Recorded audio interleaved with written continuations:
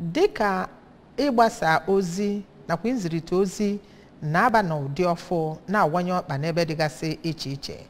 Ndị eji okwu ha agba izu gbakọbara inebanye anya maka ya bụ usoro mgbasa ozi ọfụ, ụdị ọnọdụ ọ na-eweta iru ọma ka ọ na-agasa agasa, ọ na-aga n'ụzọ kwesịrịnụ ka ọ naghị aga. Ya bụ okwu bụ nke pụtara ife n'oge enwere oke ọgbakọ inebanye anya n'usoro mgbasa ozi ọfụ nke akpọrọ new media, bụ nke ekwuru na tata na ha na-eto n'ike n'ike, na-eku ume n'ike n'ike, na-azọpụ okwu n'ebe dịgasị iche iche,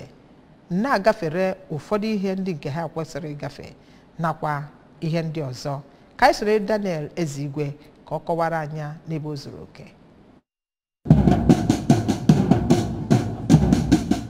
Na nkụzi ya ka ya bụ nwa amadi onye bụ ọkammụta na-agụmagụ mgbasa ozi ma bụrụkwa onye nọbụ dịka onye ntụziaka nke ụlọọrụ National Broadcasting Commission NBC, ọkammụta Armstrong Iduku Idachaba nọrọ wee kọwaa n'ọnọdụ mgbasa ozi nke ọgbara ọhụụ bụ nke gasasigoro otu ndị mmadụ si enweta mgbasa ozi, ma kọwaa na ọ bịakwara mebie ọnọdụ eziokwu, nhatanha nakwa ihe ndị ọzọ dị iche iche. Ya bụ nwa amadi onye eji edemede ejije wee mara nọrọ wee kọwaa ya bụ nghasa nke ọnọdụ mgbasa ozi ọgbara ọhụụ ke enweghị ike ịmanye n'ọgbere n'ihi otu ọnọdụ ya si wee dị, ma kọwaa na ihe dum mara mma eji wee mara ọnọdụ mgbasa ozi nke dịbu na mbụ bụ nke kwesịrị ka eweghachite ya iji wee hụ na azọpụtara ya na ọnwụ ọ na-ahụ ugbu a. Onye nọbụ dịka Dean nke Faculty Social Science na Mahadum Nnamdi Azikiwe dị n'Awka, ọkammụta Stella Okunna, onye soro na ya bụ ọnọdụ nkụzi, nọrọ wee kọwaa na ya bụ akụkọ adịchaghị njọ otu esi eche ya, n'ihi na ọnọdụ mgbasa ozi ọgbara ọhụụ bụ nke megoro ka ndị mmadụ bụrụ ndị nwere ike iji aka ha na-ewepụta ihe ha chọrọ ịnụ nakwa ihe ha chọrọ ige dịka akụkọ, ma kọwakwa na ọ mekwara ọnọdụ mgbasa ozi ka ọ bụrụ nke onye ọbụla nwere ike isonye na ya.